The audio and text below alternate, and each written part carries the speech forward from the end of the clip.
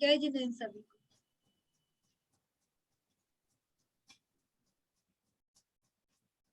ओम नमः सिद्धेभ्यः जय श्री ओम नमः सिद्धेभ्यः जय श्री ओम नमः सिद्धेभ्यः। मंगलम भगवान वीरो मंगलम गौतमो गणी मंगलम कुंद कुंदाद्यो जैन धर्मोस्तु मंगलम सर्वमंगल मांगल्यम सर्वकल्याणकारकम प्रधानम सर्वधर्माणां जैनम जयतु शासनम जैनम जयतु शासनम जैनम जयतु शासनम। देखो अपन ने कल जो निमित्त उदासीन और निमित्तों के बारे में दो चीज पढ़ी थी, प्रेरक और उदासीन निमित्त पढ़े थे। तो एक बात तो अपन ने बिल्कुल जाते जाते एक लास्ट में जो पढ़ी थी वो बहुत बढ़िया थी। वो क्या थी कि जो निमित्तों को कर्ता मानने की जो हमारी जो समझ है वो क्यों आती है। निमित्तों को कहीं ना कहीं मानते हैं कि वो वास्तव में निमित्त तो है कर्ता, और आपने एक निमित्त नाम की कोई चीज निकाल दी बीच में, और जो वास्तव में वो करता है उनको आपने नकार दिया और एक उपादान नाम का कोई अलग से बीच में ले आए।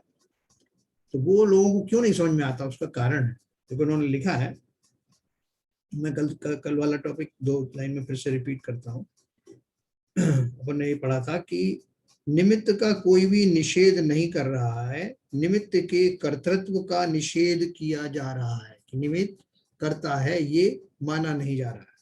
निमित्त से परद्रव्य में कार्य होता है, इस मान्यता का निषेध किया जा रहा है। निमित्त तो होता ही है, परंतु वह अन्य द्रव्य के कार्य में किंचित मात्र भी मदद, असर, प्रभाव, सहाय, हेरफेर नहीं करता। जब जब कार्य होता है तब तब दोनों कारण होते ही हैं, एक उपादान कारण और दूसरा निमित्त कारण। निमित्त होता है इसलिए उसका कथन भी किया जाता है। एक तो अपन ने कल ये बात पढ़ी। दूसरा अपन ने एक बात पढ़ी थी, मैं रात को मैं सोच रहा था कि ऐसा होता क्यों है, तो जबकि अपन ने ये चर्चा कर चुके थे।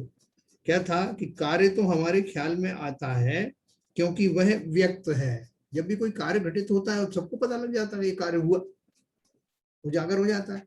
वो इस चक्कर में ही नहीं रहता कि वो किसने किया और नहीं किया, वो बाद में एनालिसिस करता है, लेकिन कार्य तो दिखाई देता है। कार्य तो हमारे ख्याल में आता है क्योंकि वह व्यक्त है, परंतु उपादान शक्ति अव्यक्त है, वह ख्याल में नहीं आती। अब देखो जितनी उपादान की अपन बात करते हैं वो क्या है, या तो जीव की आंतरिक शक्ति है या पुद्गल की आंतरिक शक्ति है। इन्हीं को हम जो है उपादान कहते रहते, और वो व्यक्त होती नहीं। तो हमको इसलिए थोड़ा भ्रम होता है कि जो दिख ही नहीं रहा है उसको तो ये जो है बहुत जोर शोर से उठा रहा है, और जो दिख रहा है, और खासतौर से उसमें जो प्रेरक निमित्त हैं, सजीव निमित्त हैं, या जो पौद्गलिक निमित्त भी ऐसे हैं जो बड़ा कार्य करते हुए बाहर में दिखाई देते हैं जिनके निमित्त से, तो हमें भाव आता है कि सहजी के वास्तविक कर्ता तो यही है। उपादान तो इन्होंने बीच में कोई शब्द निकाल लिया, उनकी क्रिया, उनके अंदर योग्यता है नहीं योग्य, हमें क्या लेना देना उससे। हमें तो बाहर से जो कार्य में संलग्न होता हुआ पाया जाए हम तो उसको ही कर्ता मानेंगे, ये हमारा। मगर जैसा अभी आपने जो पढ़ा पिछला सेंटेंस जी, इसमें निमित्त ना तो कोई सहायता करता है, हाँ, वो सारे आपने एडजेक्टिव लगाए, राइट। तो अभी एक नेचुरल प्रोसेस है, थिंकिंग है कि निमित्त यहाँ प्रेजेंट रहता है, मान लिया था, दोनों कारण प्रेजेंट रहते हैं, मान लिया, मगर उसका एक्चुअल रोल क्या होता है, किस श्रेणी में माना जाएगा, उसको डिफाइन कैसे करेंगे। देखो जब अपन ने ये कहा कि वो कोई मदद नहीं करता, कोई असर नहीं करता, कोई प्रेरणा नहीं देता, यहाँ तक भी कह दिया है ना, तो अपन तो प्रेरित होते हैं ना, वस्तुओं को देख करके, किसी को देख, किसी का उपदेश सुन करके हम प्रेरित होते हैं, कोई घटनाओं को देख के हम प्रेरित होते हैं। तो ये जो कहना कि निमित्त प्रेरक नहीं होता, इसका अर्थ ये है कि वो उन वस्तुओं के भावों में उपादान के अंदर घुस करके कुछ नहीं करता। इसका मात्र इतना ही असर समझना, अर्थात जो जीव प्रेरित होना चाहते हैं वो अपनी योग्यता से प्रेरित होते हैं। वो जो ऐसी कोई वस्तु नहीं है जो उनके भावों में जाकर के बैठ जाए, क्योंकि भाव जैसे जीव के होते हैं। अपन जीव की उदाहरण है 6 द्रव्यों में से, तो नहीं, आप ये इसका उदाहरण दीजिए ना, जो स्टैंडर्ड लेते हैं, कुमार जैसे घड़ा बना रहा है, हाँ ठीक है, अब वो चाक चला रहा है, बिल्कुल। चाक चलाने से, घूमने से उस पर जो मिट्टी घूम रही है तो उसको उस शेप में ला रहा है, ठीक है, तो वो निमित्त बना। तो मगर वो उसके शेपिंग के लिए वो हेल्प तो कर रहा है, असिस्ट तो कर रहा है ना। नहीं नहीं, वो असिस्ट करने की बात अपन किस में कह रहे हैं? असिस्ट कर रहा है, मैं ये बात सही है हाँ, कि वो जो कुमार है घड़े की मिट्टी में अंदर तो नहीं घुस गया, ना उसके भाव में घुसा, ना उसके द्रव्य में घुसा, वो बिल्कुल अलग रहा। मगर उसका जो प्रयास है, जो चाक को चला रहा है, चाक के घूमने से जो मिट्टी का शेप बन रहा है घड़े के रूप में, तो वो उसका तो प्रेरक कहो, असिस्टेंस कहो या रिजल्टेंट कहो, वो तो कुमार का ही प्रयास है ना। देखो वो यही तो अपन जाके अटक जाते हैं। देखो इन्होंने एक बार बार क्वालिफाई बात किया है। वह नहीं, ये बात जो ललित जी कह रहे थे, हाँ ठीक है, हाँ वो आपने समझा दिया, हम लोग सेटिस्फाई हो गए। मगर बार बार ये दिमाग में फिर प्रश्न उठता है, यही बात बाद में आती है कि क्या चीज है, इसको डिफाइन कैसे करें, where is the hairline difference, नहीं कि वही। निमित्त निमित्त का कोई रोल नहीं है। देखो घटना जब घटित होती है, असल में क्या है कि जो अन्य द्रव्य है, ये जो अपना पहला सिद्धांत है ना कि एक द्रव्य दूसरे द्रव्य का कुछ नहीं करता, बिल्कुल बिल्कुल, सब चीजें बिल्कुल मान ली। इसके ऊपर विश्वास नहीं है अपन को। मैं नहीं नहीं, आपको बिल्कुल विश्वास है सर।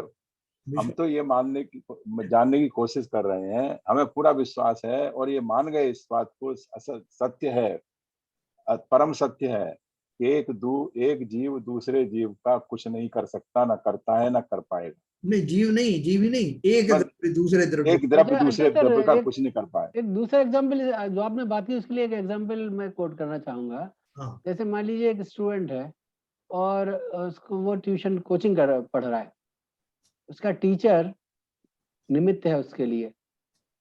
तो ये जो टीचर है उसकी योग्यता बढ़ाने में मदद कर रहा है, उसकी योग्यता बढ़ती है वो जब टीचिंग कर रहा है, तो कोचिंग कर रहा है उसको। तो अगर वो बढ़ाना चाहे तो, अगर वो जीव उसको सुन करके अपने परिणामों को उस तरह का करे तो उसकी मदद मानी जाती है।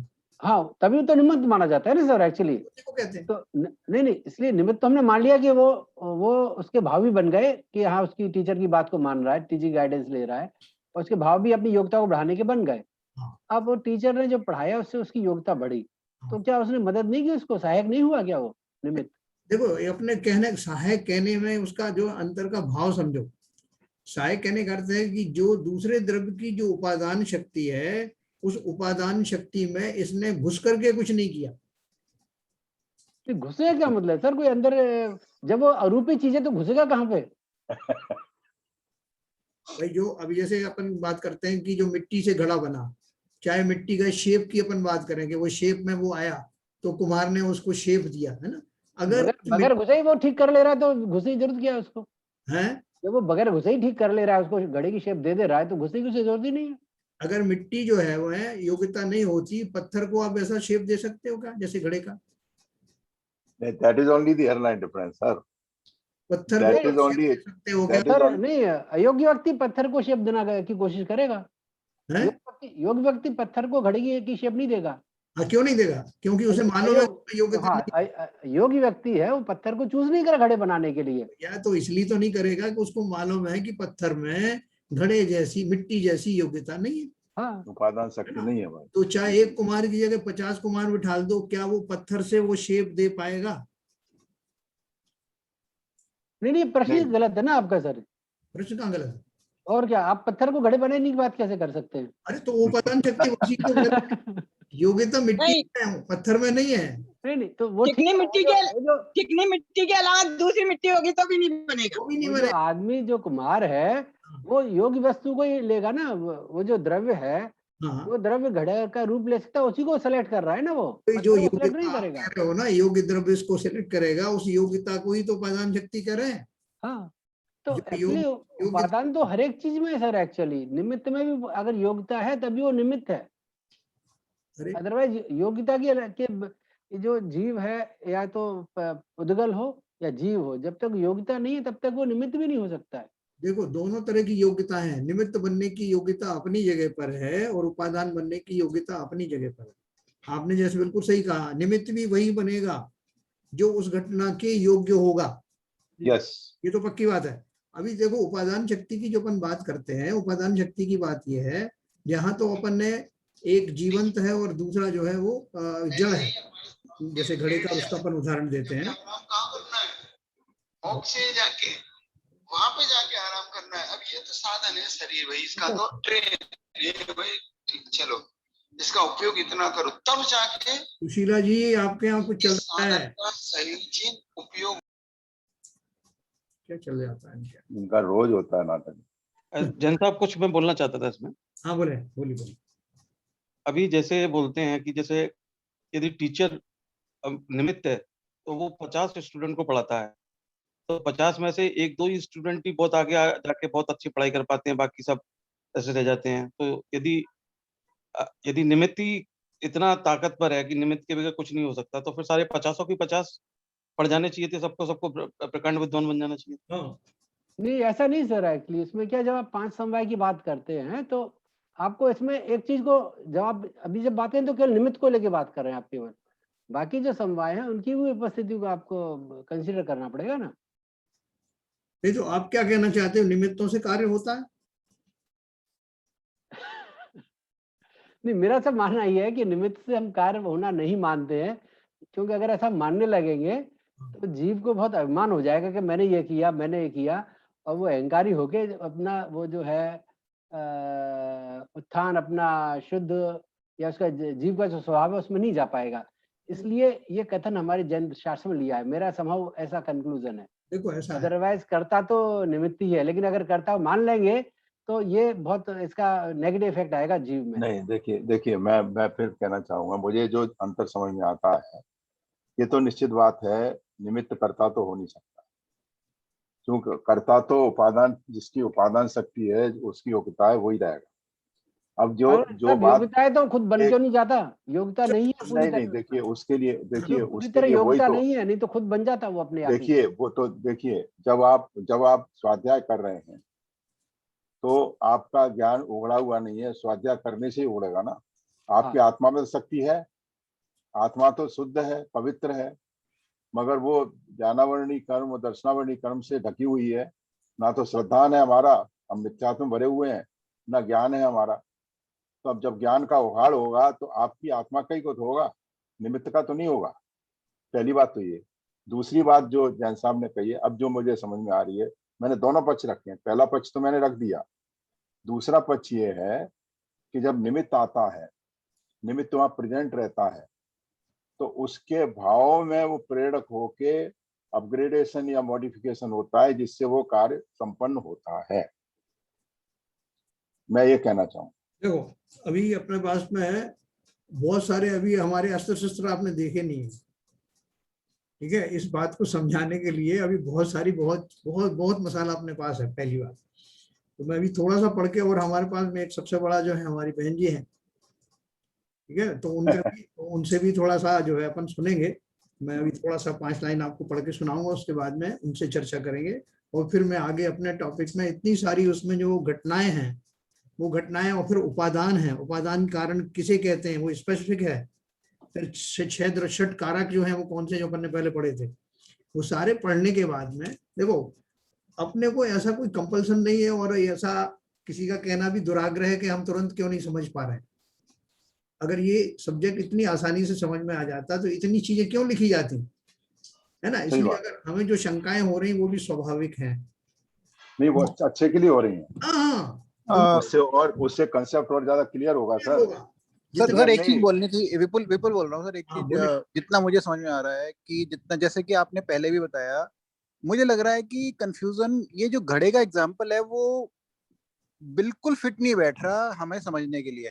थोड़ा बहुत ठीक है, बट वो is not 100% fit example. But जैसे कि आपने दूसरा एग्जाम्पल देके आप समझाते हैं ना, वो एकलव्य वाला, जो एकलव्य के अंदर धनुष सीखने की जो विद्या थी, उसके अंदर मतलब उसकी उपादान शक्ति बहुत अधिक थी, लेकिन द्रोणाचार्य ने उसको सिखाने से मना कर दिया कि मैं तो तुम्हारे लिए नहीं हूँ। लेकिन फिर भी उसने उस द्रोणाचार्य की पत्थर की मूर्ति बना के उसने इतनी ज्यादा प्रैक्टिस की कि वो अर्जुन के लेवल का या उससे भी अधिक सीख गया विदाउट द्रोणाचार्य को, जस्ट उन्होंने गुरु मान के, जबकि उन्होंने सिखाया नहीं, सिर्फ उसने उनको निमित्त माना और इतनी ज्यादा प्रैक्टिस की कि वो अर्जुन के लेवल का बन गया। बिल्कुल। तो यहाँ पे ये एग्जाम्पल थोड़ा ठीक बैठता है, क्योंकि उसके अंदर अपने आप की उपादान शक्ति इतनी अधिक थी अच्छा बनने की।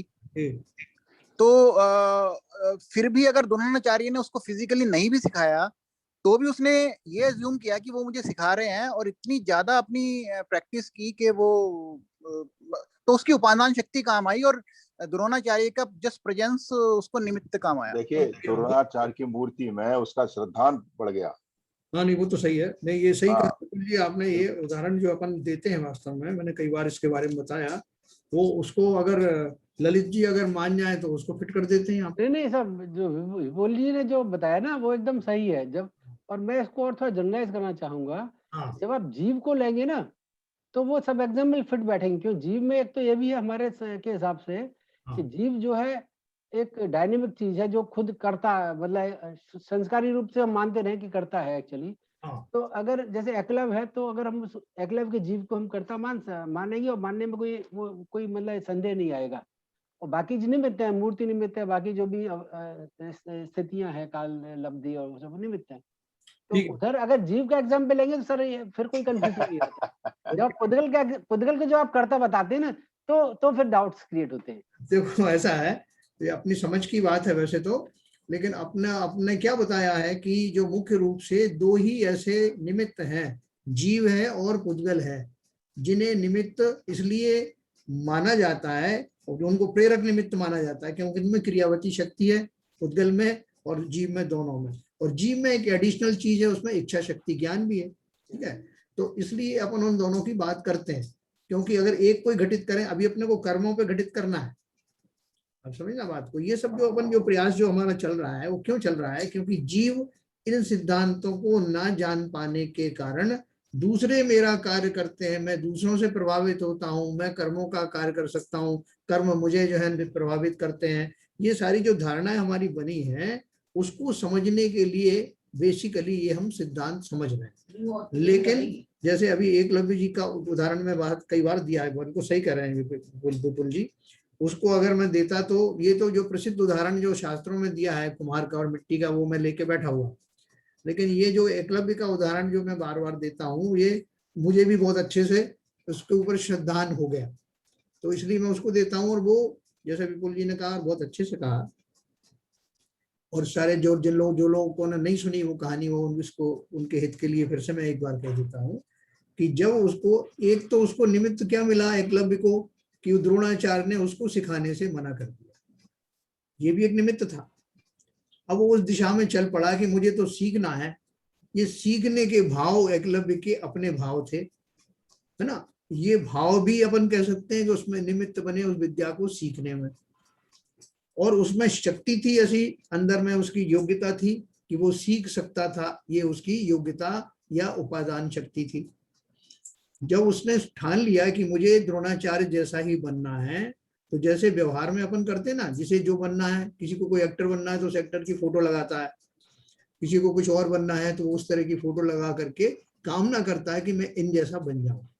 तो उसके मन में भी भाव आया कि मैं इनको द्रोणाचार्य जैसा बनना है, तो उसने द्रोणाचार्य की एक मूर्ति लगाई, क्योंकि फिजिकली तो वो देने को तैयार नहीं थे। और मूर्ति लगाने के बाद में, ये बहुत बढ़िया उन्होंने विपुल जी ने छेड़ी बात, मूर्ति को रखने के बाद में मूर्ति को के रूप में विराजमान उन द्रोणाचार्य को यथा योग्य आदर देने का भाव भी उसको आया, पूरा श्रद्धान बना साहब। तो वो उनको जैसे अपन धूप अगरबत्ती करते हैं ना, सभी लोग करते हैं अपने आराध्य देव की, अपन भी करते हैं, घंटा बजाते हैं, परिक्रमा करते हैं और सब जो बैठ जाते हैं, ठीक है। लेकिन हम में से किसी का भाव ऐसा नहीं आता कि मुझे इन जैसा बनना है। ये मूर्ति की स्थापना इसलिए है कि ये मेरा जो है अभिप्रेत है, मेरा लक्ष्य है, मुझे ऐसा बनना है। ऐसा हम लोगों के भाव आते नहीं है, आते तो हम उन जैसे वीतरागी दिशा में कार्य करते बनने की। लेकिन उसने दोनों काम किए, उनको आदर देने के लिए उनकी भक्ति भी की, और जो मार्ग, सच्ची भक्ति तो क्या है, जो उन्होंने मार्ग बताया उस पे चलना, असली भक्ति तो वो है। तो द्रोणाचार्य जो है प्रसिद्ध धनुर्धारी थे, उन जैसा बनने के लिए क्या करूं? उनके सामने, उनकी साक्षी में उनको अपना प्रेरक मान करके ना, और उनके सामने साधना की। तो साधना करने की पूरी शक्ति, पूरी क्षमता उसने अपने अंदर ही अपनी योग्यता से विकसित की। वो सब उसकी उपादान शक्ति थी, उसको कोई भी चेंज नहीं कर सकता था ना। अब वो, और उसने प्रैक्टिस की और सब कुछ करके वो अपने आप बन गया। तो अपन उसकी योग्यता को तो अपन मानते हैं कि उसमें ऐसी शक्ति थी, योग्यता थी, जिसे हम उपादान शक्ति या कर्तापना कहते हैं। धनुर्धारी कौन बना? एकलव्य बना।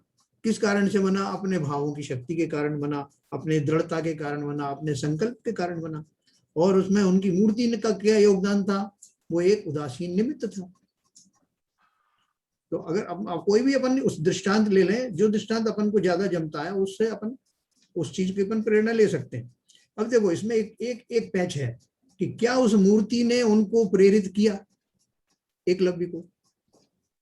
एकलव्य ने तो उससे प्रेरणा ली, अपन ये कहते हैं, लेकिन क्या उस मूर्ति ने, जो अजीब थी, एकलव्य के परिणामों में कुछ घुस करके कुछ किया? घुस करके तो नहीं किया, मगर उसका श्रद्धान करके उसका सामने बैठ के प्रेरणा तो मिली उसको। प्रेरणा उसने ली। अगर मैं द्रोणाचार्य की जगह उन मूर्ति बदल देता, कोई और मूर्ति लगा देता, ठीक है, तो नहीं आती। मूर्ति सब एक जैसी पत्थर की, लेकिन उस जीव के भाव ऐसे नहीं बनते उसकी प्रेजेंस में। यस, है ना। तो वो प्रेरणा का स्रोत, क्योंकि हमारी साइकोलॉजिकल, जैसे हम बोलते हैं ना, साइकोलॉजिकली साहब आपने द्रोणाचार्य की मूर्ति हटा के दिलीप कुमार की मूर्ति लगा दी, तो उसको कंसंट्रेट नहीं हो पाएगा, नहीं हो पाया। तो श्रद्धान नहीं बनेगा। उसकी साइकोलॉजी कह लो आप, जिससे कि उसके भाव ही नहीं बनेंगे, नहीं बनेंगे, श्रद्धान ही नहीं होगा। साइकोलॉजी से हम कहते हैं उसकी जो मनोवृत्ति है वो वैसी उस प्रेजेंस में नहीं बनती, श्रद्धान नहीं होगा उसके साथ। तो वो जो कह रहे हैं ना कि वो जो प्रेरणा देने वाला जो निमित्त है वो उस वस्तु में नहीं घुसता। वस्तु कौन सी है? उपादान शक्ति को क्या बोल रहे हैं अपन? जीव के भाव, एकलव्य के भाव। तो एकलव्य के भावों में और उस जड़ मूर्ति के भावों में समानता ना होने के कारण वो जड़ भाव इसके चेतन भाव में प्रवेश नहीं कर सकते। इस तरह की मदद की मनाही है ये। वो बाकी जो सब कुछ जो हो रहा है, जो जिसे हम कह रहे नहीं सब मदद तो की, तो मदद कह रहे हैं ना, उस मदद का नाम ही तो मैंने निमित्त रखा। लेकिन जिस जाति की आप मदद कह रहे हो वो मदद मैं नहीं स्वीकार कर रहा हूं। कौन सी मदद? कि उसकी उपादान शक्ति में, जो कि अभी जड़ और चेतन सामने अलग अलग दिख रहा है ना, साफ प्रत्यक्ष दिख रहा है, कि जीव के जो चैतन्य भाव थे, उन चैतन्य भावों में इस जड़ मूर्ति के भाव, हर द्रव्य के भाव होते हैं, उस जड़ के जो भाव हैं उसके अंदर प्रवेश करके उसमें हेर फेर नहीं कर सकते। इसलिए कहा गया कि वो किसी भी उपादान में, किसी की द्रव्य की उपादान शक्ति में घुस करके मैं शब्द अंडरलाइन कर रहा हूं, लेकिन उनका कहने का अर्थ यही है कि उनके अंदर उस चैतन्य भाव में कोई परिवर्तन वो द्रव्य नहीं करता। जीव स्वयं ही परिवर्तित होता है अपनी योग्यता से, अगर होना चाहे तो, और जब होता है तब उसको निमित्त कहा जाता है। वही द्रोणाचार्य की मूर्ति हमारे सामने खड़ी कर दो। जान साहब, मैं थोड़ा बोलना चाहता हूँ। हाँ बोले। यदि निमित्त इतना ही पावरफुल होता तो दुनिया के सारे रूल्स चेंज हो जाते। कि यदि निमित्त में इतनी ताकत होती कि वो जो करना चाहता है वो करवा देता, तो पूरी दुनिया के रूल्स चेंज हो जाते। जैसे मैं बताता हूँ, सन 70-80 में आगरा के अंदर ऐसे ऐसे बड़े बड़े डॉक्टर्स थे जिनकी बड़ी बड़ी कोठियां और बड़े बड़े लाइनें लगती थी वहां पर। उन्होंने कोशिश करके अपने बच्चों को डॉक्टर भी बनवा लिया, लेकिन आज उनके पते नहीं। तो आज निमित्त, तो ये उपादान शक्ति होती, निमित्त यदि होता तो हर आदमी अपने जैसा बना देता सबको, जो जैसा वो सोचता वैसा करवा देता। तो वैसा तो नहीं हो सकता ना। नहीं, सबसे बड़ी बात तो ये है कि निमित्त है, होता है, और यथा योग्य कार्य होने में वही सहायक होता है। सहायक जो शब्द अपन कहना नहीं चाहते, लेकिन सहायक इस सेंस में है कि वो उसकी प्रेजेंस जरूर रहती है, और उस प्रेजेंस से जिसको अपनी उपादान शक्ति में परिवर्तन करना हो, उस निमित्त को देख करके उसकी प्रेजेंस में, तो वो जो करता है वह ऐसा कर पाता है। ठीक है, तो द्रोणाचार्य की मूर्ति हमारे सामने रख दो तो क्या हम एकलव्य बन जाएंगे? आप बोलोगे बिल्कुल बन सकते हैं, क्योंकि हम भी जीव द्रव्य है और हम भी धनुष उठा सकते हैं। लेकिन सबसे बड़ी बात क्या है, जो तात्कालिक पर्याय होती है द्रव्य की, उस तात्कालिक पर्याय से कार्य होता है। एकलव्य के जो उस समय आने वाले जो संकल्प वाले भाव थे और जो वो बनना चाहता था, वैसा भाव उस जीव की उस समय की तत्समय की पर्याय थी जिससे वो कार्य घटित हुआ। क्या हमारे अंदर में उसी जाति के वैसे ही भाव और संकल्प आएंगे? तब तो ठीक है, जरूरी नहीं है, की मूर्ति जरूरी नहीं है, नहीं है। इसलिए हम सब नहीं बन पाए एकलव्य। जीव द्रव्य हम भी है, हमें भी वो सारी चीजें हैं, लेकिन तत्समय की पर्याय जैसी उसकी घटित हुई थी, उसी तत्समय की पर्याय से कार्य होता है। उपादान शक्ति में भी दो भेद पड़ते हैं। जैसे हम सब ज्ञानी हैं, किस अपेक्षा से ज्ञानी है? ज्ञान मेरा गुण है, चैतन्यता मेरे अंदर है, वो सब कुछ मेरे अंदर है। लेकिन जिस समय उस ज्ञान की वो वाली पर्याय, सम्यक ज्ञान वाली पर्याय जब प्रकट होगी, तब मेरा वो कार्य आगे बढ़ेगा मोक्ष मार्ग पर। लेकिन ज्ञानी तो मैं आज भी हूं। तो उसी तरह से एकलव्य की उस समय की जो पर्याय थी, भावों की पर्याय थी, उसकी उपादान शक्ति जैसी तो मेरे अंदर भी है, हमारे अंदर भी है, लेकिन वैसी पर्याय नहीं प्रकट हुई। इसलिए उसमें एक चीज आपको और ऐड करना है, जो अपन ने पहले ही बताया कि उपादान में भी उस द्रव्य की उस समय की तात्कालिक पर्याय वैसी उस योग्य हो। जैसा पहले तो आप जो है इतने इतने मीटर दौड़ जाते थे, अब आपको क्या हो गया? जब आप बल्कि बच्चे थे और अब तो आप जवान हो गए पूरे। बनी सब मेरा मन ही नहीं करता है, मेरे भाव ही नहीं बनते। योग्यता होते हुए भी, जीव द्रव्य होते हुए भी, लेकिन आपके भाव बदल गए, अर्थात वो पर्याय बदल गई, तो उस पर्याय में वो कार्य नहीं होना था। इसलिए तत्समय की योग्यता है उसका सबसे बड़ा जो है कारण बनता है। ठीक है सर? देखो अभी थोड़ा सा और आगे चलेंगे और बहुत सारी बातें अपन समझेंगे, तो जिसमें बहुत सारी उदाहरण है तो समझते हैं।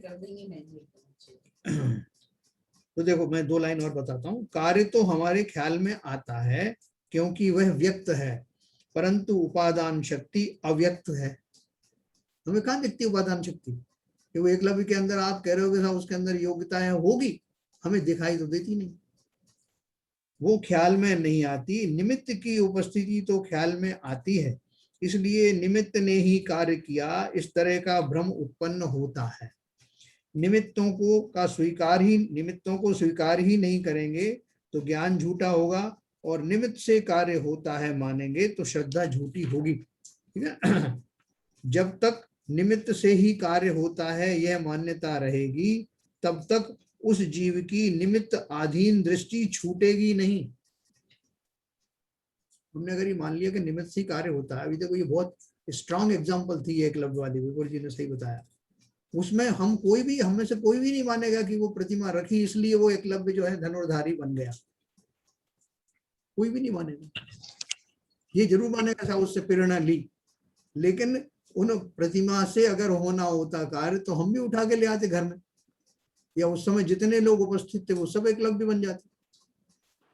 तो इससे साबित क्या हुआ कि न केवल वो एक उदासीन निमित्त था, बल्कि वैसा ही निमित्त रूप में दूसरे लोगों को वही प्रतिमा कार्यकारी नहीं थी।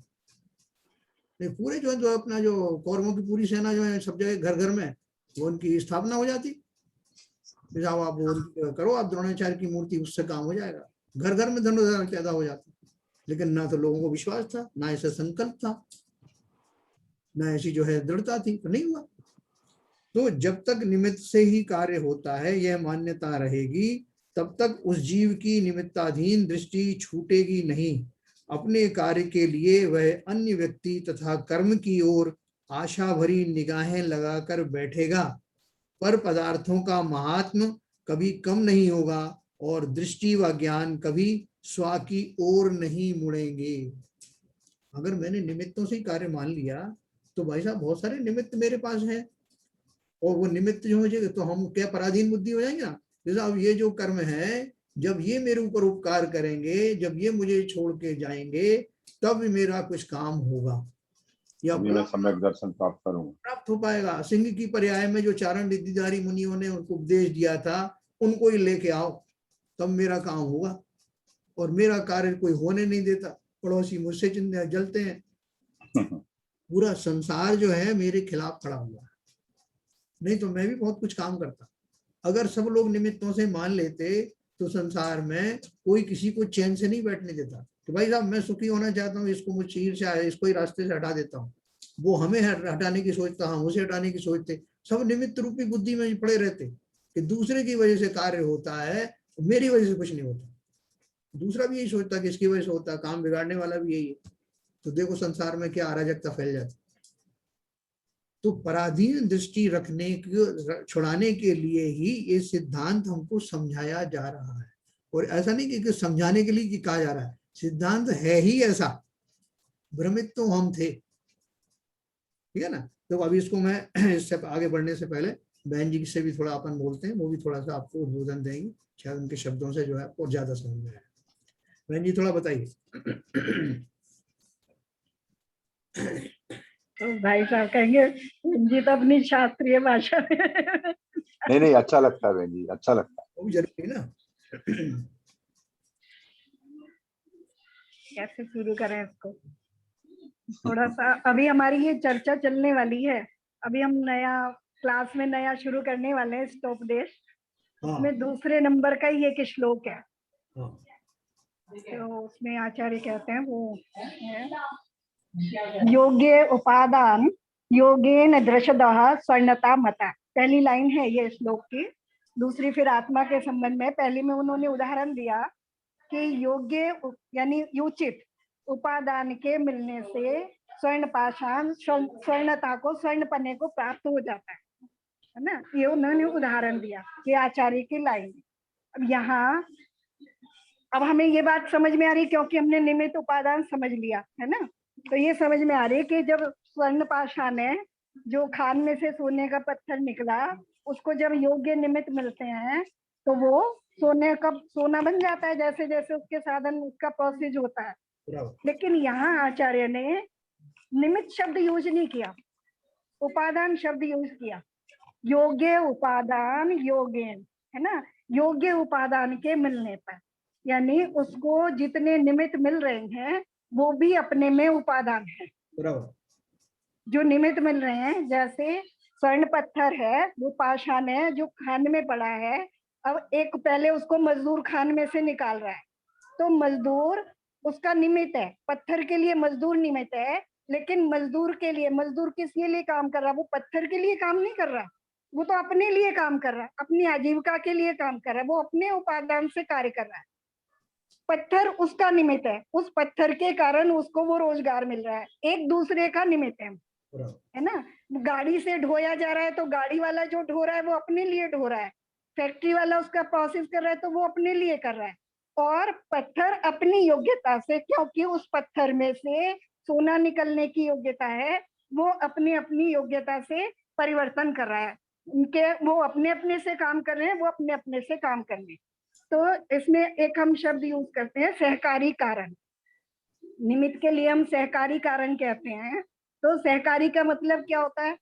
जो साथ में कार्य करें, मतलब जो साथ में कार्य कर रहे हैं सब मिल करके, वो एक दूसरे के लिए निमित्त है और अपने अपने में उपादान।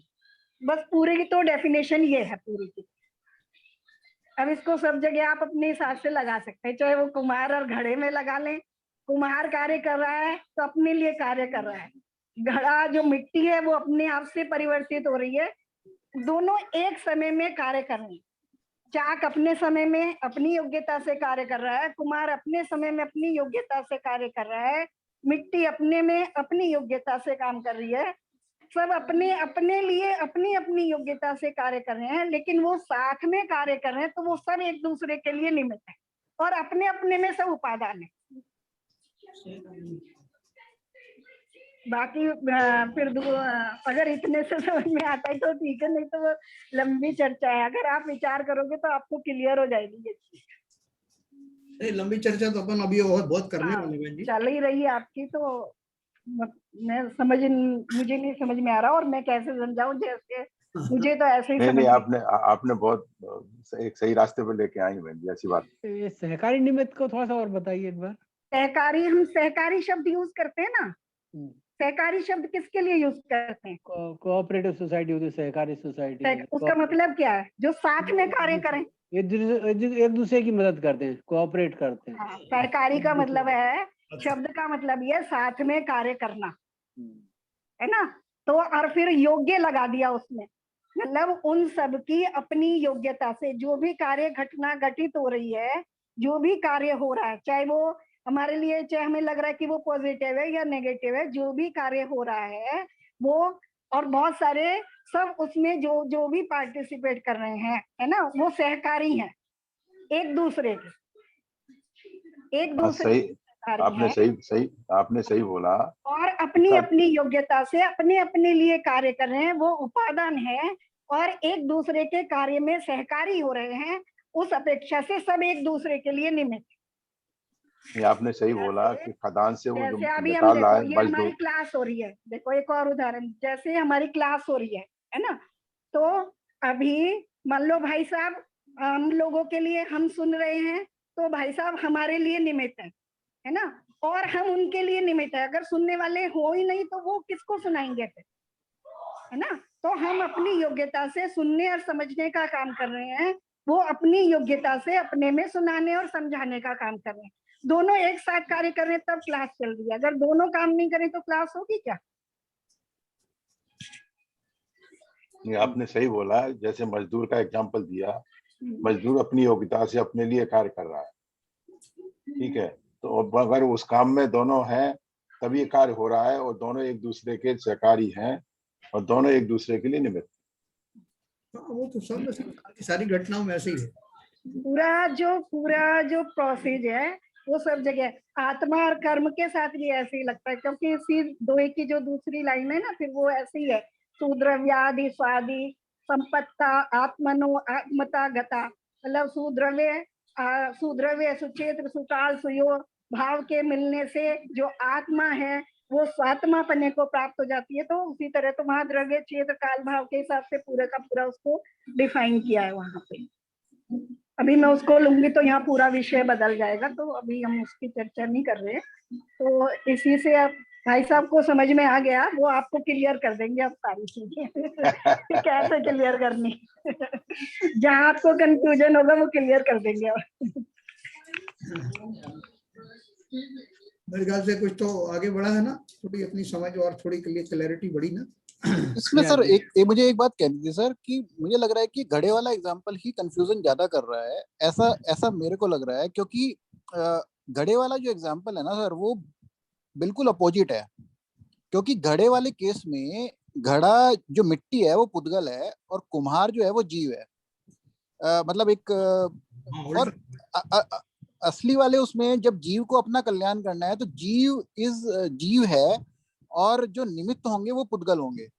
तो जो जीव को अपने कल्याण में जो निमित्त बनेंगे वो पुद्गल होंगे, और जीव एक्टिव है, जीव है। और उस घड़े वाले ऐसा नहीं है, जीव अपना कल्याण करेगा तो वहाँ पुद्गल भी निमित्त होंगे और वहाँ जीव भी निमित्त होंगे, ऐसा नहीं है। और देखो ना, जो कुम्हार कार्य कर रहा है वो अपने लिए कर रहा है ना, मिट्टी के लिए तो नहीं कर रहा, वो अपनी आजीविका के लिए कार्य कर रहा है। वो घड़े के लिए कार्य नहीं कर रहा है, मिट्टी के लिए भी कार्य नहीं कर रहा है, वो अपने लिए कर रहा है। और जो वो अपने लिए कार्य कर रहा है वो मिट्टी का रूप परिवर्तन करने में निमित्त हो रहा है, और जो मिट्टी अपना रूप परिवर्तन करके घड़े रूप परिणमित हो रही है वो कुम्हार के लिए सहायक हो रही है, उससे कुम्हार को आजीविका मिल रही है, तो वो कुम्हार के लिए निमित्त हो रही है। बहन जी, इनका एक्चुअल कहना ये है कि उस पूरी जो दृष्टांत है उसमें अपन ने कुम्हार को निमित्त रूप में प्रस्तुत किया है, क्योंकि सजीव है, और जो मिट्टी है उसको उपादान दिया है जो कि जड़ है। तो बोल रहे हैं कि अगर इस एग्जाम्पल को दूसरे एग्जाम्पल में कन्वर्ट करें जो एकलव्य वाली में, क्योंकि उपादान शक्ति तो जीव की उपादान शक्ति से काम होने वाला अल्टीमेटली। लेकिन भाई साहब जब वो आगे बात करेंगे, जब अगर मान लो हम खाली उपादान की बात करेंगे तो जीव की उपादान शक्ति है, तो मान लो मुझ में मेरी उपादान शक्ति है परमात्मा बनने की, तो वो अभी क्यों नहीं हो रही है फिर? तो फिर वहां हम पुद्गलों की भी बात करेंगे, नौकर्म की भी बात करेंगे, कर्म की भी बात करेंगे, है ना? और वो तो फिर अजीब ही है, तो फिर उससे विषय पे वो पूरा लागू नहीं होगा फिर।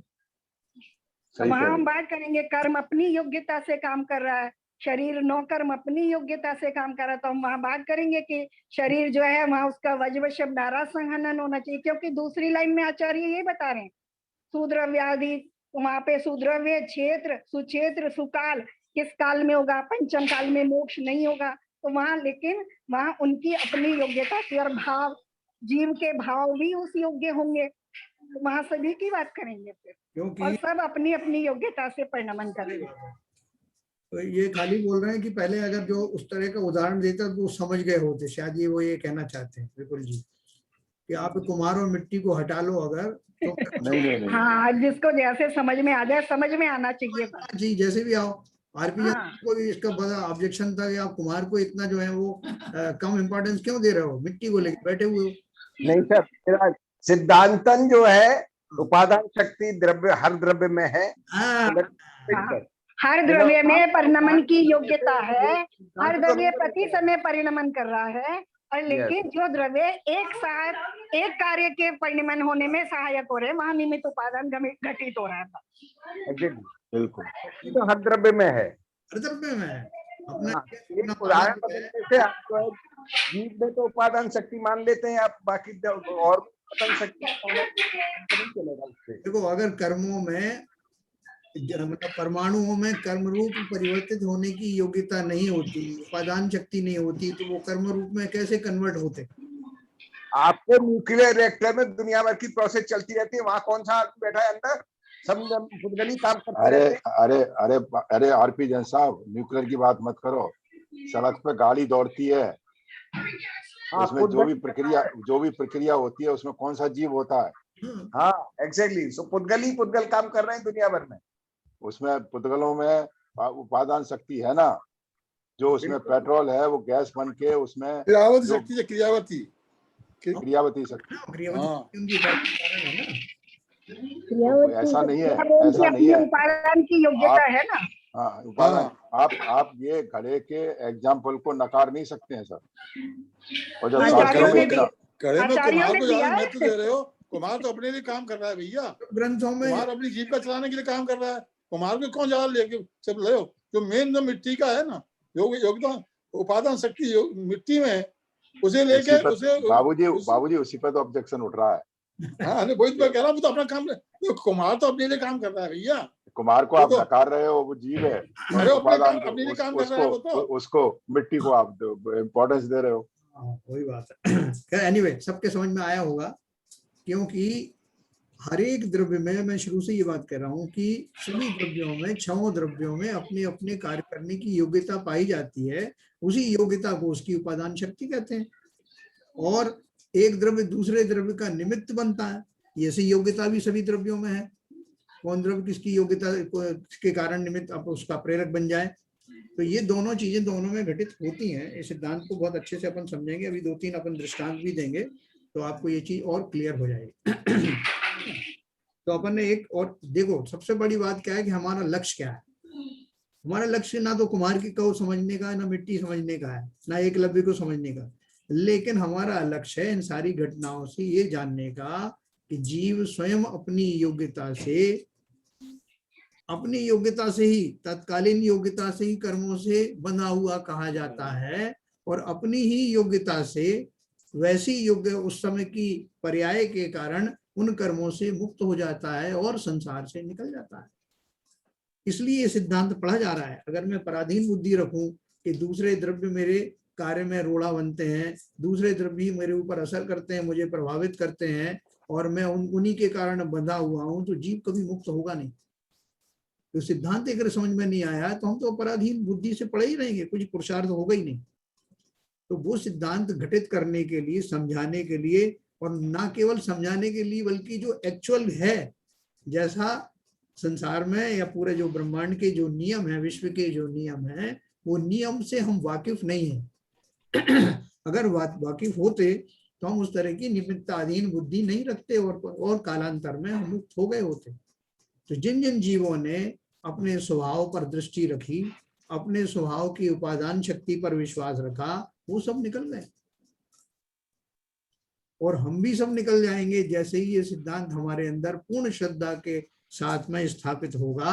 हमारे साथ भी यही घटना घटित होने वाली। तो अभी थोड़ा सा हमारे पास समय है 10 मिनट का। जी ने जो आपको बताया तो उससे कुछ क्लैरिटी आपकी और बड़ी होगी। हो सकता है और ज्यादा उलझ गए। नहीं ऐसा नहीं। नहीं, ये जरूर वो सोच रहे होंगे कि जैसे तैसे विपुल जी ने निकाला था वो मिट्टी और घड़े में से, बहन जी ने फिर से फंसा दिया उसी में। नहीं क्लियर हुआ अभी। नहीं, बहन जी ने बहुत कुछ क्लियर कर दिया है और पूरी व्यवस्था समझा दी, पॉलिटिकल की भी और जीव की पूरी व्यवस्था समझा दी है ना। देखो तो एक तो क्या, देखो शब्दों में अपनी योग्यता होती है, कौन से शब्द किस समय में हमारा कौन सा कार्य कर देंगे, उनकी अपनी योग्यता है और हमारी समझने की अपनी योग्यता है। तो उस तरह हो सकता है बहन जी के शब्दों से आपको कुछ हो और थोड़ा सा दिशा मिली हो। ठीक है, तो मैं अभी आपको पास 10 मिनट है, मैं 10 मिनट में थोड़ा सा और आगे बढ़ाता हूँ। तो नेक्स्ट हमारा ये टॉपिक था निमित्त के बारे में। अब निमित्त नैमित्तिक संबंध जो मैं थोड़ा सा पढ़ के छोड़ दिया था, उसके ऊपर फिर से आते हैं। अनादि काल से अज्ञानी जीव ने एक द्रव्य के कार्य का यानी पर्याय का कर्ता अन्य द्रव्य को माना है। वस्तु व्यवस्था संपूर्णतया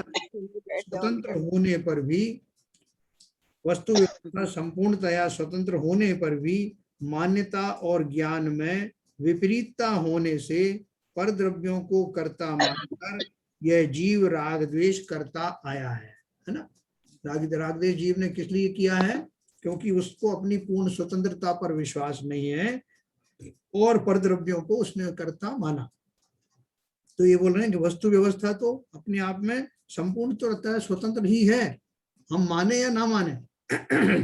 लेकिन ज्ञान में विपरीतता होने से पर द्रव्यों को कर्ता मानकर यह जीव राग द्वेष करता है। हमारे राग द्वेष की उत्पत्ति इसी कारण से होती है कि पर द्रव्यों को मैं कर्ता धर्ता मानता हूँ, इसने मेरा ये काम बिगाड़ दिया, उसने मुझे अच्छा कर दिया, तो राग द्वेष की स्थिति खड़ी हो जाती है। अगर ये स्वतंत्रता की उद्घोषणा मेरे दिमाग में पहले से हुई होती तो राग द्वेष क्यों खड़े होते? जो पर है वो मेरे हैं ही नहीं, तो उन्हें राग का या द्वेष का कारण कैसे मानता? क्योंकि मैंने मान्यता में ये माना है कि दूसरे द्रव्य पदार्थ जो है मेरे ऊपर में प्रभाव डालते हैं, मुझे गुमराह कर रहे हैं, इनकी वजह से ही मेरे काम नहीं हो रहे। तो इसकी मान्यता जब सुधर जाती तो अपने आप ही में अपनी सही दिशा पकड़ लेते।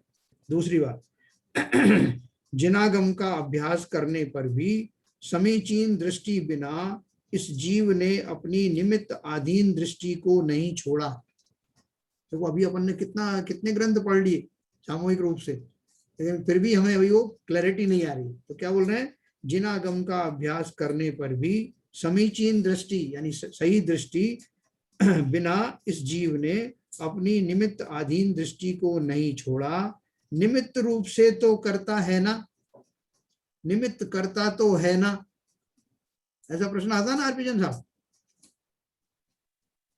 तो बोल रहे हैं कि ये जो हमें जो भाव आता है इसलिए आता है कि हमें बहुत गहराई से यही दिखाई देता है कि पर ही मेरा करता है।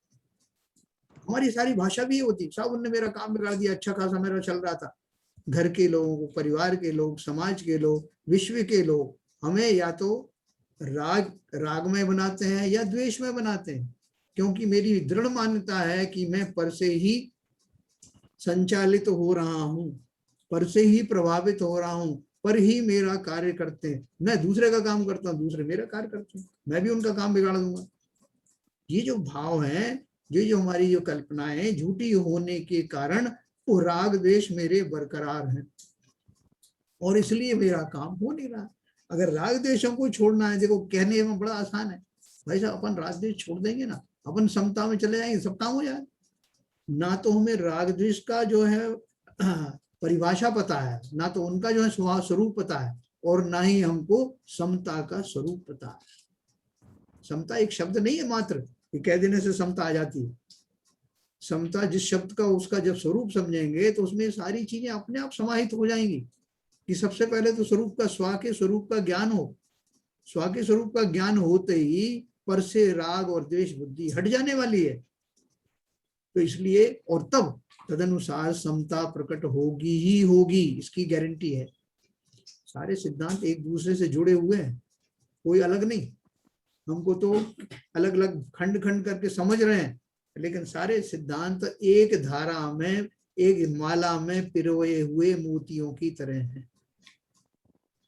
तो देखो क्या बोल रहे हैं कि हम बोले निमित्त को अंदर ही अंदर मानते, ये कह जरूर रहे हैं, लेकिन असली कारण तो निमित्त ही है। निमित्त रूप से तो करता है ना, निमित्त करता तो है ना। तो आप उसको भाई साहब एक काम करो, उसको कर्ता के रूप में तो रखो उसको स्थापित, भले ही आप उसमें आगे निमित्त लगा देना। अरे वो कर्ता है नहीं, कर्ता का जो कार्य होता है वो उपादान वाला जो होता है, वो योग्यता वाला होता है, वही तो कह रहे हैं। और जो कार्य वो करता है उस कार्य को तो कह रहे हैं ना, वो निमित्त रूप से उपस्थित रहता है तो उसको कहा जा रहा है। तो बोल रहे हैं ये कहकर जीव अपनी मिथ्या बुद्धि का प्रदर्शन नए नए वेश में करता रहता है। आज तक जिन मान्यताओं का पोषण किया था, जिनका उपदेश औरों को दिया था, वे मान्यताएं झूठी हैं, ऐसा कबूल करने में भी बड़े हिम्मत की जरूरत होती है। अपन कल परसों बात कर रहे थे ना कि ये मान लेना कि हाँ ये मेरी भूल थी, ये मेरी भूल में कुछ सुधार हुआ है, उसको स्वीकार करना भी बहुत साहस की बात है। किसी को हम सॉरी भी आसानी से नहीं बोलते हैं। तो सॉरी बोलने में क्या अर्थ है? सॉरी बोलने 2 शब्द ही तो बोलना, लेकिन जो सॉरी बोल रहा है उसके ईगो को, उसके स्वाभिमान को ठेस लगती, वो नहीं बोलना चाहते। जबकि इतने छोटे से शब्द हैं, उनसे क्या निकल रहा है साहब, भाषा वर्णना के तो है कमाल, बोल दो, बोलने में क्या है। क्योंकि बोलने वाला अगर सिंसियर है तो उसे उस जिम्मेवारी का एहसास होता है कि अगर मैं सॉरी बोल रहा हूं तो इसका अर्थ ये है कि मैं अब तक गलत था, ये प्रमाणित हो जाएगा, इसलिए बचता है उससे। तो इसलिए बोल रहे हैं कि ये मान्यता जो मेरी चली आ रही हैं उनसे पीछा छुड़ाना, वो मान्यताएं मेरी गलत थी, ऐसा अपने आप को आश्वस्त करना, इसमें भी बड़े साहस की जरूरत है। और एक बार जो सारी सिंसियरली सॉरी बोलता है तो वो ये संकल्प भी करता है कि अब ये नहीं करूंगा। सिंसियर शब्द मैंने यूज किया। उसी तरह से जिन जीवों को तत्व संबंधी भूलें अपने आप में समझ में आती हैं, अपनी मान्यता में समझ में आती है, वो बिना किसी झिझक के इसको स्वीकार करके आगे बढ़ते हैं कि मेरी वास्तव में मान्यता में दोष था, मुझे इसमें कोई किसी तरह का वो कहने में कोई हिचक नहीं है कि ये मेरी मान्यता पुरानी गलत थी और अब मैं नई दिशा को समझ चुका हूँ, तो इसको अपन को सुधारना। तो बोल रहे हैं बहुत कम लोग ऐसा साहस जुटा पाते हैं। जिसके बिना कार्य नहीं होता, फिर भी जो कार्य नहीं करता वह निमित्त है। कई तरीके से समझाया, जिस कार्य भी उसके बिना नहीं होगा, ये भी गारंटी है। जिसके बिना कार्य नहीं होता मतलब जिसकी एब्सेंस में या जिसकी प्रेजेंस बिना कार्य नहीं होता, उस कार्य में जो भी निमित्त है, निश्चित निमित्त है, वही निमित्त होगा, उसको भी कोई बदला नहीं जा सकता। अपन आगे की घटनाओं में पढ़ेंगे। फिर भी जो कार्य स्वयं नहीं करता वह निमित्त है। ऐसी वस्तुस्थिति होने से सामान्यतया सभी लोगों को ऐसा प्रतीत होता है कि निमित्त ही तो कार्य का करता है। ज्ञानी के उपदेश से निमित्त अधीन दृष्टि छूटकर उपादान शक्ति की पहचान होती है। देखो यहाँ भी ज्ञानी का उपदेश तो मात्र निमित्त है, उस जीव की वैसी पर्यायगत योग्यता यही सच्चा कारण है। तो साहब उनका उदाहरण तो हम प्रवचन बहुत बार सुन चुके, कितनी बार हमने उन्हीं ज्ञानी का, अलग अलग नहीं, उन्हीं ज्ञानी का हमने कई बार उपदेश सुना, कई बार उनकी कैसेट सुने, सीडी सुनी, सब कुछ सुना, लेकिन आज ही क्यों समझ में आया?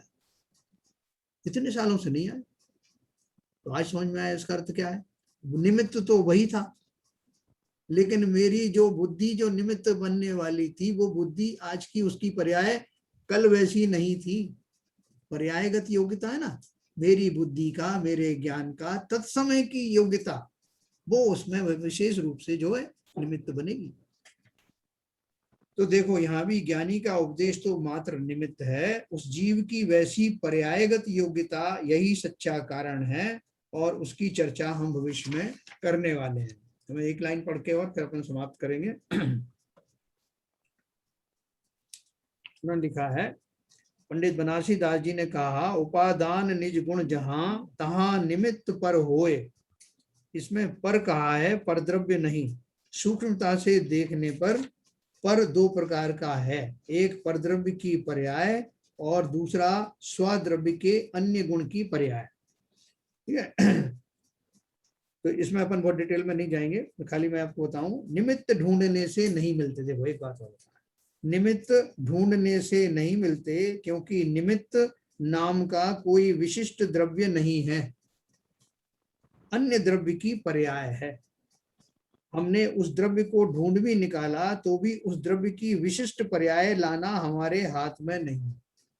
हम बोले कि भाई साहब, वो जो है ना, वो एकलव्य को जो हुआ था, वो द्रोणाचार्य की आत्मा कहीं अभी घूम रही होगी, मैं उनको पकड़ के लाता हूँ, तो वो मुझे भी जो है धनुर्धारी बना देंगे।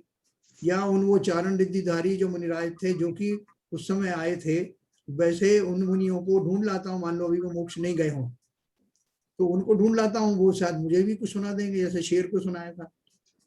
तो बोलता है निमित्त ऐसे नहीं होते कि वही निमित्त जो किसी और के काम में आए हों और वो आपके लिए अभी तक बैठे हों और आप उन्हीं को लेके आओगे। उस समय की उनकी योग्यता, वो निमित्त ये भी हो सकता है, कॉमन निमित्त भी हो, लेकिन उस समय उनकी योग्यताएं अलग अलग समय में अलग अलग, दोनों की, निमित्तों के भी भाव अलग हो सकते हैं और जीवों की भी अलग अलग भाव, उस समय के भाव हो सकते हैं। इसलिए निमित्त ढूंढने से नहीं मिलते क्योंकि निमित्त नाम की कोई विशिष्ट द्रव्य नहीं है, अन्य द्रव्य की पर्याय है।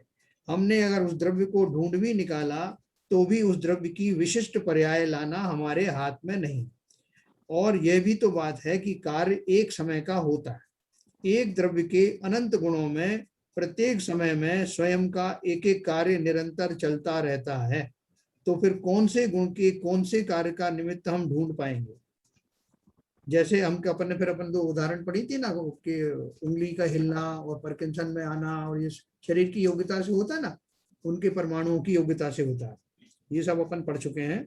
उसके बाद में जिस तरह एक गुण की पर्याय में उसके स्वद्रव्य के अन्य गुण सहज ही निमित्त बनते हैं, उसी प्रकार एक द्रव्य के कार्य में भी अन्य द्रव्य सहज ही निमित्त बनते हैं।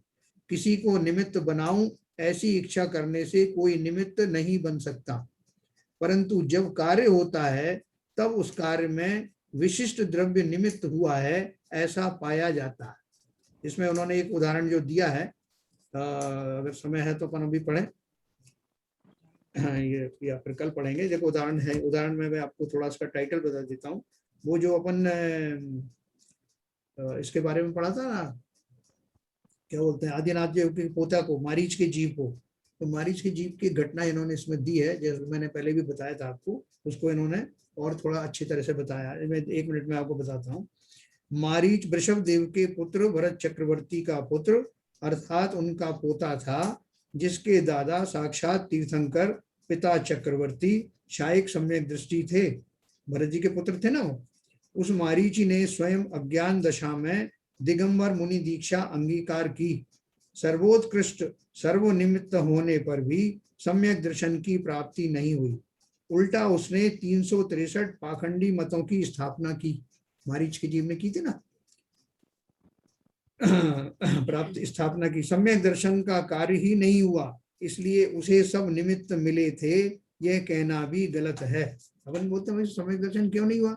आदिनाथ भगवान मिले, समो शरण मिला, सारे तो निमित्त थे, भगवान का पादमूल था ना, तो सम्यक दर्शन क्यों नहीं हुआ? और भी सारे अनुकूल कारण थे, सब निमित्त थे, लेकिन नहीं हुआ। तो बोल रहे हैं अगर वो हुआ ही नहीं, वो कार्य नहीं हुआ, तो फिर निमित्त किस बात के? क्योंकि निमित्त उन्हीं को कहा जाता है जो कार्य होने के बाद में जो जो सहकारी होते हुए पाए जाएं। वही जीव अनेक भवों के पश्चात सिंह पर्याय में आया, 2 चारण रिद्धिधारी मुनियों के उपदेश से अंतर्मुख परिणामों द्वारा उसने सम्यक दर्शन प्राप्त कर लिया। उस जीव की सम्यक प्राप्ति की योग्यता थी, तो निमित्त आकाश से उतरकर आ गए। उस जंगल में कौन उपदेश देने आने वाला था? उस जीव, उसने सोचा भी नहीं होगा कि मुझे सम्यक दर्शन हो जाएगा। मुंह में हिरण जो है मुंह में पकड़े हुए, और ठीक उसी समय काल लब्धि पकी, होनहार ऐसी होनी थी, और वो उनके पूर्व भाव के मित्र जो चारण रिद्धिधारी मुनि थे उसी समय प्रकट हुए। उनके भाव ऐसे हुए कि देखो अपना पिछले भाव का ये मित्र है, ये कैसी खोटी पर्यायों में पड़ा हुआ है। ऐसे भाव इनको उसको उपदेशित करना चाहिए। ऐसे भाव होते ही बिना किसी डर के शेर खाना जाए, इसके सामने उतरे और बिल्कुल निडर भाव से इसकी आंखों में आंखें डाल के उसे समझाया, हे मृगराज ये तुम क्या कर रहे हो। अब बोलेंगे कि वो ना तो वो सारे शेर इस तरह की जाति उस समय के हो सकते हैं, इस समझ के हो सकते हैं, ना ही सबको ऐसा निमित्त मिल सकता मुनियों का। तो जो घटना में जो निमित्त मिलने वाले होते हैं वो अवश्य मिलते हैं। उस जीव की सम्यक प्राप्ति की योग्यता थी तो निमित्त आकाश से उतर कर आ गए, मुनियों को उपदेश देने का भाव हुआ। यह उनका कार्य उनके उपादान से हुआ और सिंह के लिए वह निमित्त रूप बना। निमित्त नैमित्तिक संबंध इस तरह सहज ही होता है। प्रथमान योग की अनेक कथाएं पढ़कर यह बात हमारे ख्याल में आती है। तो आज की बात अपन यही समाप्त करने वाले हैं। तो इस तरह की 2-3 और दृष्टांत अपन कल सर पर लेंगे।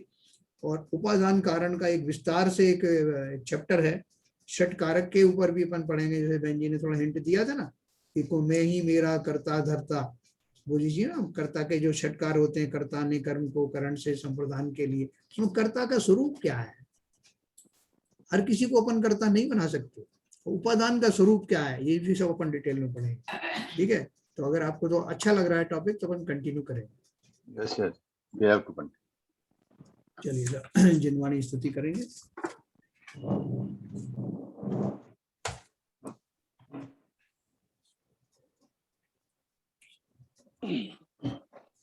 मिथ्यतम नाश वे को ज्ञान के प्रकाश वे को अपरभास वे को भानु सी बखानी है। छहों द्रव्य जान वे को बंध विधि भान वे को स्वपर पिछान वे को परम प्रमाणी है। अनुभवताय वे को जीव के जताए वे को कहु न सताए वे को भव्य और आनी है। जहाँ तहाँ तार वे को पार के उतार वे को सुख विस्तार वे को यही जिन वाणी है। ये जिन वाणी भारती तो जपुन रैन, जो तेरी शरणा गए सो पावे सुख चैन।